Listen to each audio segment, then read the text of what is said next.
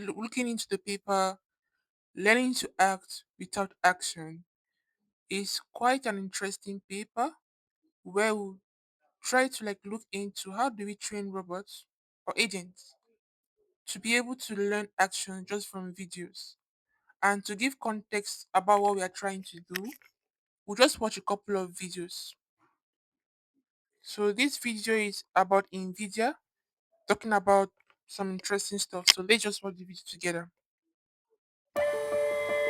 Everything that moves will be autonomous. Physical AI will embody robots of every kind, in every industry. Three computers built by NVIDIA enable a continuous loop of robot AI simulation, training, testing, and real-world experience. Training robots requires huge volumes of data. Internet-scale data provides common sense and reasoning, but robots need action and control data, which is expensive to capture. With blueprints built on NVIDIA Omniverse and Cosmos, developers can generate massive amounts of diverse, synthetic data for training robot policies. First, in Omniverse, developers aggregate real-world sensor or demonstration data. So I think it's enough here. So what's the point of watching this video? The point of watching this video is to show you how data is collected, right? So NVIDIA is trying to explain that um, one thing about robots is that they require a lot of data. And one way you could get data is through imitation. So you have a person wearing some kind of suits or special equipment and manipulating an actual robot. That's how they can get data. But I explained that it's very expensive, it's very slow and tedious. So what NVIDIA did was that they developed a suite of platforms that enable people to learn and train robots by creating synthetic data.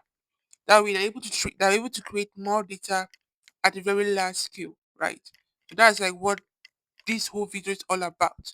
But the part I'm really interested in is, do we even need to go this route, right? Do I think this is useful? Obviously, it's very useful. It's very useful to be able to get train a robot by having someone manipulate the robot and having all these virtual platforms where a robot can be trained. But I think that is not the only way. And we're talking about one way today. That is, can we train a robot just from videos where we don't have actions, we don't have someone manipulating, we don't have a special environment, just from everyday videos. And what's the advantage of doing that? The advantage of training a robot just from videos is that there's already a vast amount of videos in the internet that the robots can we can train our models on. That way we don't necessarily need to have any specialized equipment or expensive virtual environment to train and create synthetic data. You can tap into the vast amount of data in the internet. So what do I mean? Let's watch another video to kind of get the point. So this video is a woman talking about CNN talking about how people are generating data, and let's just watch the video together. Looking for a side gig? You've seen humanoid robots do backflips, cartwheels, and kung fu. Now their next big mission is cleaning. But first, they'll have to learn how, using videos of humans doing it first. That's created a new kind of gig economy where people are paid by the hour to record themselves doing odd jobs around the house. All around the world, thousands of workers are strapping cameras to their heads before starting on a list of basic tasks, like cutting fruit, cleaning countertops, and watering plants. Then the footage is marked up so that robots can translate the visual cues into physical responses. This type of human data is turning into a multi-billion-dollar industry, since companies say it's going to take billions of hours of training before robots can be deployed into people's homes. Analysts So this is another aspect of the entire thing where we are seeing um, people just having these headsets and being able to generate take videos of them doing different tasks, right? And you can realize that all they needed to do was just to have a sort of camera on their forehead, and they could use their phones, right, to get that done. So that too is a source of data, and we can also say that it's kind of like cheaper because this one there is not necessarily any need of any specialized hardware, and that's one thing, right? And we could just generate massive data from that. at a very cheaper cost, right? So that's one aspect of that. And I also want to show you a different video of the current trend in the robotic industry, of how these some of these robotic startups are creating their model. And one of them, or one of the most popular one, is Neo. Neo is a robot, and earlier this year, this lab demoed their model. So I think let's just watch it together. I think it's going to put everything together for the paper reading. We'll be Today, we're releasing the 1x World model. Neo can now turn any prompt into autonomous action. With the latest update to the 1x World model, Neo learns from internet-scale data and applies it to the real world.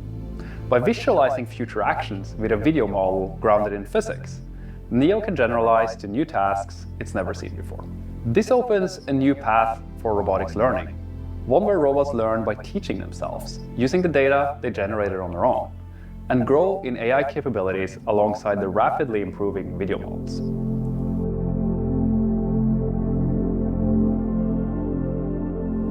Our world model is pre-trained on web-scale video data that captures human interaction, and then post-trained on robot data to ground that understanding in real-world physics and so yeah, so this is like the point I wanted to make, right?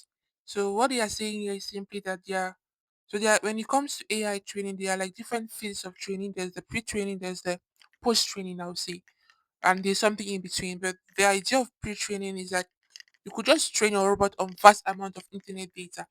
And as you saw in the video of CNN, people trapping cameras on their forehead is a source of data. Also, there are also vast amount of internet data out there that we could sample that can be ideal for robots. And obviously, this is it's a cheaper way of collecting data, and that can be used for pre-training. And then there's the post-training. That's where we can use something like NVIDIA simulators, or even a human manipulating the robot to try to make the robot more fine-tuned and aligned to what you want it to do. And this is very, for me, I think this is a very promising step when it comes to general artificial intelligence (AGI) for robotics. Because one thing about robotics right now is very expensive. You're able to make the process more scalable and cheaper. They're able to increase the pace of innovation when it comes to robotics. Neo's humanoid embodiment. This allows Neo to visualize future actions and use a built-in inverse dynamics model to turn those visualizations into movement. Today, we'll use the world model as Neo's cognitive core to execute autonomous action sequences several seconds long. How it works is you'll give Neo a prompt with voice or text. For this example, I'll use the world model desktop interface to illustrate how it comes together. And start with something simple, like having Neo pack this orange into the lunchbox.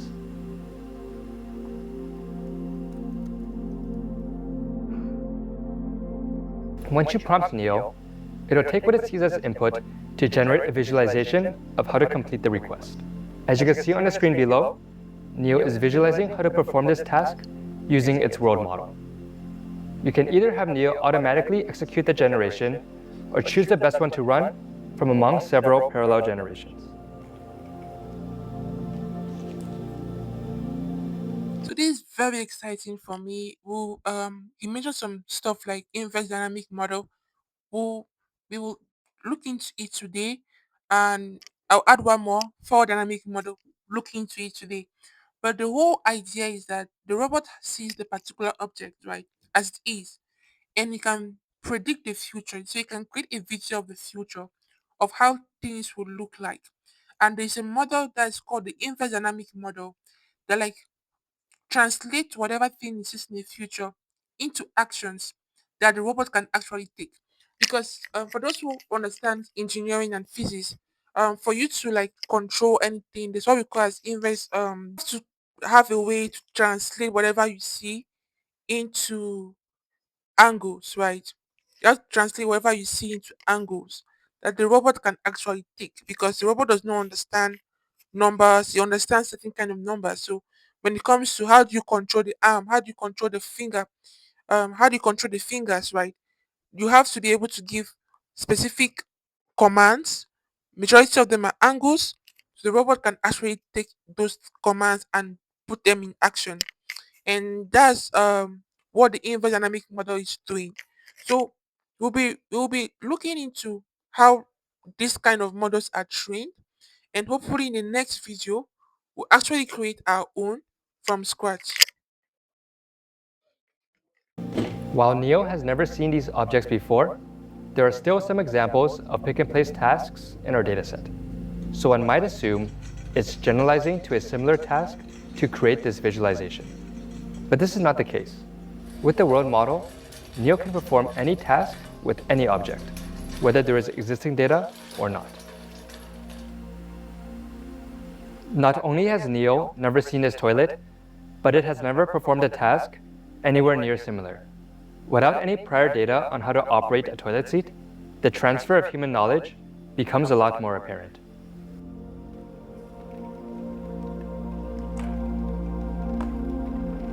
The world model is also really useful for handling unpredictable environments. Traditional AI models for robots are often overly sensitive to their surroundings, like changes in lighting or even random objects in the environment. Neo's world model, by contrast, applies human knowledge of how to navigate highly dynamic settings to handle even the most extreme changes in environment. Now it's more of like exaggeration, but the whole point here is that um if you have a good model, it doesn't really vary as much as possible, even though the environment can be chaotic. And that's the advantage of such a kind of model. But the whole point is, how do we make this kind of models? And my whole thing I want to work on is, can we develop something smaller for a robotic arm, and can we learn the idea, the mathematics and the different concepts that come into making this happen. As I said, I'm very bullish on this. I believe this can be potentially like one of the potential directions towards having robots that are generalized and can do multiple things, right? Because when it comes to having robots that can do a lot of stuff, it's both the hardware and software part. And I think the software part, this might be the future. And I may have my own bias in the way I think they should be built. And hopefully in the next video, we'll try to like build our own, right? And I'll try to explain my logic on how I think it should be built. But this is a really, really amazing direction going forward. So right now is, how do we build this kind of models? And so a very interesting thing is that I won't say this is the paper that started it, but it's actually a very interesting paper.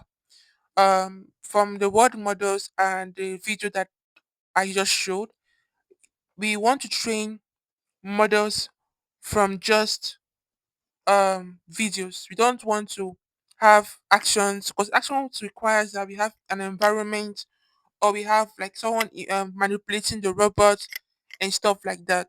And it becomes very difficult because, for example, if you want a robot that can do all of those stuff, it means that you need to actually use your robot and collect all possible kind of data, which can be very difficult.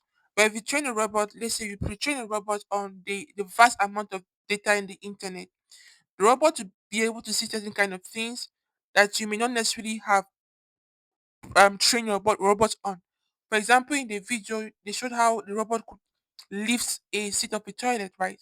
And they said that the robot have never done something like that. So how does it know how a toilet works?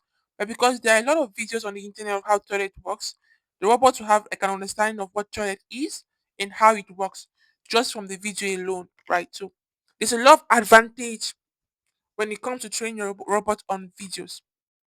So this a paper I think is a really good start in the sense of how do we go about figuring this out.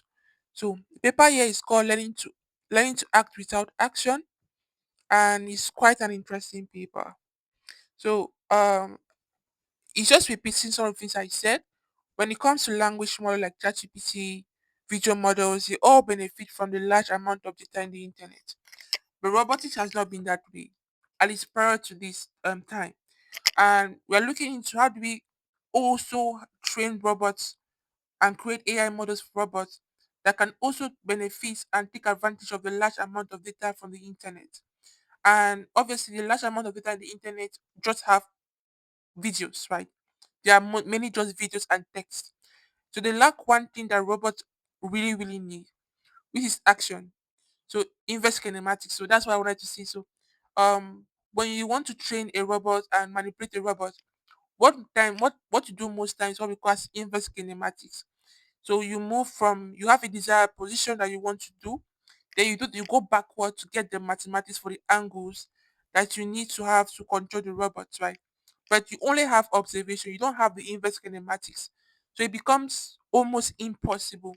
So the idea here is that can we train the robot to learn those actions, those inverse kinematics needed to manipulate the robot? And that's what this whole paper is all about.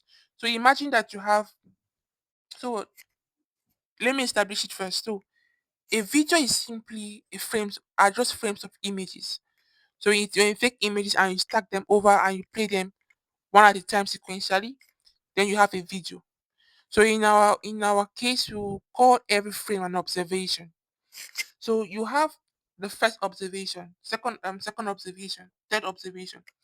You want to know what action led to you moving to the first, second observation. What action led to you moving to the next observation? And that's what we want to learn. So first and foremost, this is a very hard problem. AI, one thing that makes AI learn very well is that they are ground truths. So if they are ground truths for actions, we can just train a model easily to replicate those ground truths, right? But here we don't have any ground truth for action. We ourselves don't even know what actions was made. But I want the AI to be able to some way learn how those actions were made. That's a very big challenge. And we'll see how this paper navigates that. So first and foremost, it will be very important for us to talk about policy. So what's a policy? So think of you as a robot, right? Whatever thing you do, the way you think and your logic of life is your policy. Like when you walk and you talk and you open door, you close doors, that's your policy. That's what your brain determines what action you take. That particular component of your being that determines what actions you take, informs your decisions, is your policy. And your environment is your environment responds to whatever action you take. So right now I'm on my laptop. If I close my laptop, entire thing will off, right? And that's my environment reacting to my action. So what you can get from my environment is you can always get an action, an observation. And in mathematics, it's a very a good theory when it comes to this. It's called Markov decision processes. Um, it's a very interesting area of math. I won't really go into the mathematics, but if you want to explore that, you can always explore that. That's the bedrock of the current era of word models, Markov decision processes. And what we are dealing with is a special form of Markov decision processes called partially observable Markov decision processes. Why is it partially observable? It's because in this our environment we have images, we have videos. So we may not necessarily have the actions, but we have the video. So a full observation will be both videos and action. But because we just have the video, we have a partial observation. Hope it makes sense. So um this is me explaining again what it needs to train a robot. When you want to train a robot, you need two things. You need both the videos and we need both the images and we need both the actions. You need the actions that correspond to the images. But in this scenario, we don't have the actions, we just have the images. And it's practically impossible to control the robot because the robot does not understand language or videos. It understands the actions. So we need to have the actions. And in this scenario, we don't have the action, we just have the videos. So how do we go about this? So this is some prior works the paper kind of like informs. You can always go and read the paper. I won't really go into the paper in much detail, but before this, there are papers will try to explore this, but they didn't really explore it to the sense of which we want it today. Majority of them had like way around it, but they weren't. They still in a way relied on you having some kind of action, which we don't want. We want to have actions, but at the post training phase, at the pre training phase where we just let the AI learn by itself. We don't want to be able to. You don't want to label actions at that stage. So this paper is like really suited for the current era of LLMs and AI, and that's why we're looking at the paper today. So so in the video you may have heard of two one model. One model was called the inverse dynamic model, and the one that I didn't mention but that you may have seen, the one that was playing in the video, is in the box in the TV box, is what we call as the forward dynamic model. And these two models are essential in understanding how in controlling the robot and training this kind of robots to work. So what's the IDM and what's the FDM? So let's start with the IDM. So the IDM here is the one that learns the action. So how does it work? Um, let's just think by face first principle. Imagine that you're observing someone doing a particular thing, right? By observing the person, you have you're observing two things, both the current frame and the next frame. So you are watching a video and you see that the person pushes the door. Before pushing the door was closed. But after the person had pushed the door became open. It opened up. In your mind, right? You have learned an action by pushing your hand on the door. You can against the door. You can open the door, right? And you have learned it from observing. Just by observing, you have been able to learn a particular action can do this kind of thing. So we use that same principle. What if you can just learn the action based on the difference between two frames? So you have a frame, the door is closed. Then you have the next frame, the door is open. You want the AI to be able to learn that for this door to open, there was a particular action that was taken. And that's the entire thing the IGM tries to learn. The inverse dynamic model tries to learn the action that led to the next frame. So when we are training the model, or when we are trying to influence the model or trying to run the model, we want the model to take both the current frame and the future frame and be able to output the actions that led to the future frame. And now we have the one that you saw in the video where it was predicting different kinds of future. It's called the forward dynamic model. So what does it do? The forward dynamic model takes in the current observation and the action, and it predicts the next observation. So another intuitive, continue the example. So for the inverse dynamic model, what we had was that we had a picture of the door being closed and a picture of the door being open. And we want the model to learn that for this thing to have happened, um, we had to push the door for it to work. Now you have a different model. The model has the door being closed, and it also has the fact that you push the door. You want the model to be able to predict that the door will open in the next frame. And that's what the forward dynamic model does. So this on its own helps us helps us develop this kind of model that the AI itself will infer from you can train the AI to infer from the videos what action was taken, and you can also train a different model to learn use those inferred actions to be able to predict the future. And the reason why this whole thing is possible is that if the model is predicting the next frame, and in our data we have the next frame, we don't know what the next frame should look like, and the model is predicting the next frame, we can have a loss function. So we can determine how bad or good a model is because I know what the future should look like. And if a model produces something that is close to what the future should look like, then it's going to receive a low loss. And a low loss means it's doing well. But if we predict something that is not quite good, that is actually terrible, right? It's going to have a high loss. And we can do our little calculus, differential equation, Boolean descent, and get the model to work better. So that's like the advantage of like AI training. So that's this is the whole thing that makes it all possible. If you understand this, I think you have understood the entire paper, and you can even leave if you want to. Um, so this is like the entire thing happening. So you have the inverse dynamic model. It takes both the current and future action. Then it produces Z. So Z is our latent state. Latent. state. So um I'll go into Z in more detail very soon. But the whole point of Z is that it tries to encode what the action was in a vector. So you can think of a continuous vector, and that continuous vector may not make sense to us as human beings, but to the AI model it makes sense. So the AI can encode opening and closing a door, pushing and going, like jumping, going forward, going left and right in terms of Z in a latent space that only it can understand. And what we do is that we take in that latent space and we take in the current frame and we pass it to the forward dynamic model, which produces a target, which produces the future observation. But because we know what the future observation should look like, which is here, we can have a loss function between these two to be able to get how good or bad the model is. And when we know how good or bad the model is, we can train the model. So the engineering has been fixed, but there are some nuances that we need to understand.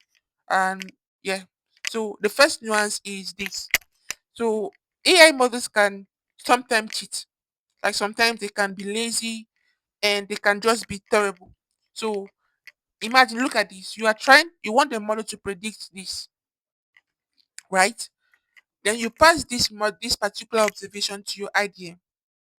Then the IDM will convert it to Z, and you pass Z into your forward dynamic model to predict it. If you're not careful, this IDM can become lazy and just learn that, oh, I just have to pass this, I have to take this, I have to make minimal changes to it and make it into Z. And from my Z, I can just pass it into this. And this will learn that, oh, Z is just, by outputting the Z, which is just this, I can have a very good observation and it's going to work. And it's going to have a very low loss. And you might think that your model is learning, but it's not actually learning because it has just collapsed. It doesn't really want to learn anymore. It's just copying pasting your the input, your output. And that's not what we want, because when we are influencing the model, we will not have access to this. We're only going to have access to this, the current observation. So this IDM, inverse dynamic model, has to learn to actually learn the action. And the way we do is that we have to make Z or IDM a bottleneck. What does it mean to make it? What does it mean to make it a bottleneck? So by making it a bottleneck, what we mean is that we want it to be information constrained. So let it be so small that it cannot carry a lot of information. By not being able to carry a lot of information, it's forced to learn the difference between the current action and the future action, which we hope that the difference between the current frame and the next frame to be the action. And by being so small, the AI is really forced to carry the necessary information and not carry redundance going forward. That will make Z to be small but very rich. And that's what the researchers found. And I pretty much agree with that statement and thing, that the IDM needs to be small enough to carry just the needed information. So that's what it means to make it a bottleneck. And I'll be going into a bit more detail about Z, what Z is, and how it works. So Z is the latent state. So what is latent state? Think of latent state as this. So if we know a sine function, a cosine function, and how continuous it is over time, that's what a latent state is pretty much, right? But it's a problem. Think of your actions. When you want to open a door is either open or closed. You don't you either push the door or you like bring it backwards. There is no in between, right? The latent state, things are always in between. They are not a particular thing, and it becomes a problem because it becomes hard to. If I tell you open a door 20%, like what does it mean to open a door 20%? Is either that your door is open or closed. So what researchers found over time was that you could take a continuous data like this and you convert into what we call as discrete packets. So discrete is, or they call it vector quantization. They become discrete information. That is, they encode for a particular thing. So a particular, one of these can mean a particular thing, and that's what we want. This is just more technical. You don't really have to understand, but the whole point of this is that it enables that there shouldn't be much variation. So imagine the video when there was a lot of things happening in the background. If if I'm playing a game, or let me say I'm trying to drive a car, and I'm driving a car during the day, and I'm in the same situation, but now at night. My action shouldn't change, right? I'm still driving the car. So we want to reduce as much variation as possible. And by using a vector quantization, we're able to reduce those variation and make it easier for the forward dynamic model to learn. So this is a bit more complicated. You don't really have to understand that, but the whole essence about it, is that it just helps the model train better. And this is like more it in more detail. When I mean by continuous, this is how it might look like. Everything is scattered. No, everything is scattered.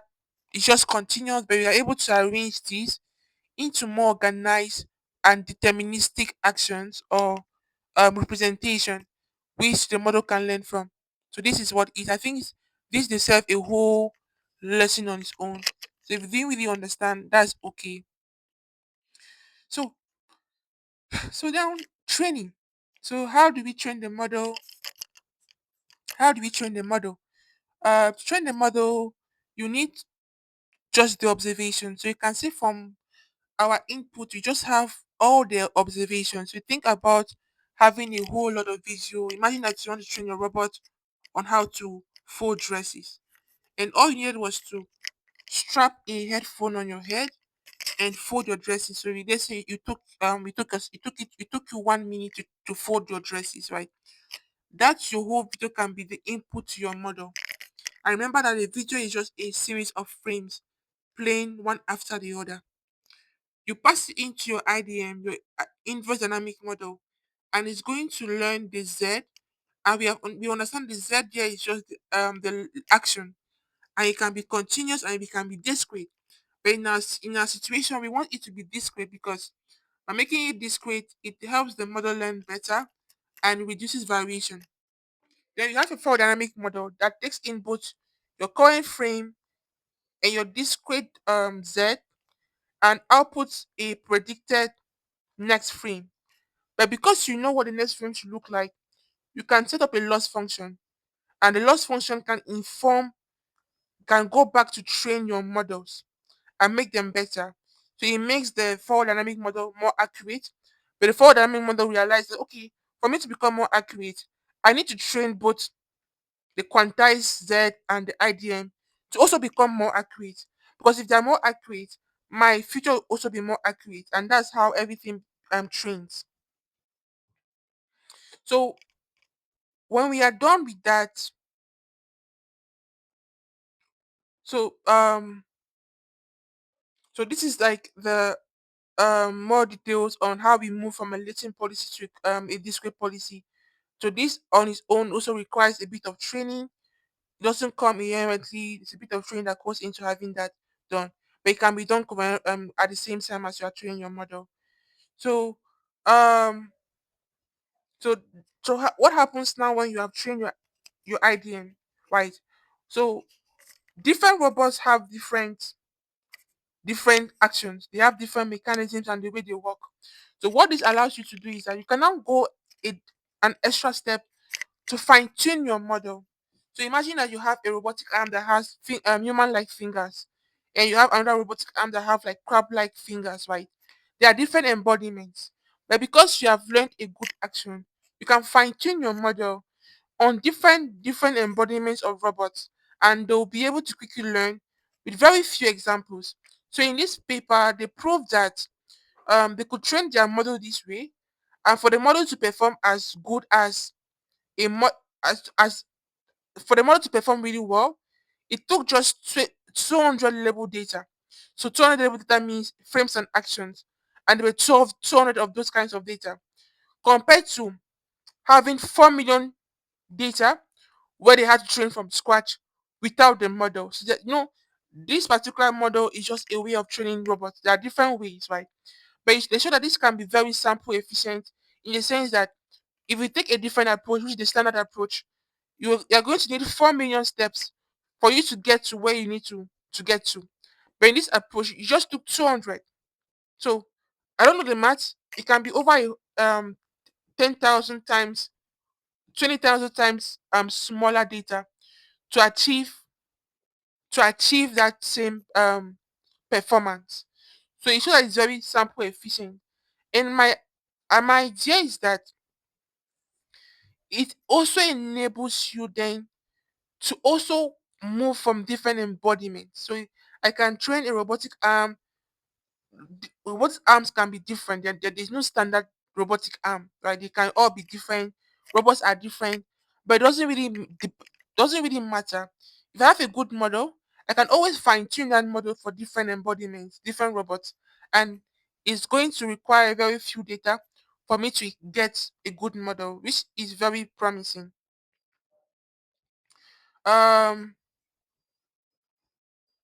yeah, so I think that's like the whole idea, and they're a bit more detailed, but doesn't really matter. But this is very promising as a direction for training general purpose AI models for robotics. And my idea or the next video is let's do this in real life. Like let's experiment in real life and let's see how we can make this happen. I don't have a robot now, but the first step to doing this is doing it in simulation. So we'll work on simulation, train a model on simulation, and test it on simulation. If it works and works properly, we'll move to an actual robot and train an actual robot to do this thing. And what we'll try to get is this whole idea of, or my hypothesis of, if you have a very good base model, you can always fine tune it to different model, and they should work pretty much well. And we'll also be using more advanced architecture.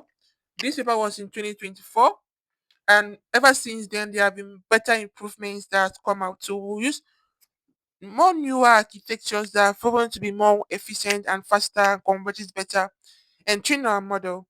But in the whole side, this is very promising for robotics. Robotics is moving very fast, and I'm really confident that this will probably be a good direction going forward. Given how much it aligns with the way current LLMs are trained, this is quite a very good approach. And in the next videos or so, we'll try to build our own from scratch and train them from scratch and deploy them in simulations. Then later on, we can deploy them in real life. I hope you enjoyed the paper reading session. I didn't really read the paper. Reading papers can be really tough, and a lot of different details that we don't necessarily need. I try to compress as much as possible for us to really understand it, not necessarily reading the paper. But I'm always going to recommend, please, if you have time, you can always go back to read the paper. There are some good nuggets that you can always get out of the paper. Overall, I give it an 8.5 out of 10. It was quite easy for me to understand, and I personally have almost 6 months of experience when it comes to word models. So I could understand the language. They didn't really sound foreign to me, but I really love how straight the paper was. The paper was also very open. They have their code published. They have the hyperparameters also published. So it's a really good paper overall. And I think I'll give it a 9 out of 10, to be honest. Very good paper. And I really enjoyed myself in the paper. So yeah, see you guys next time.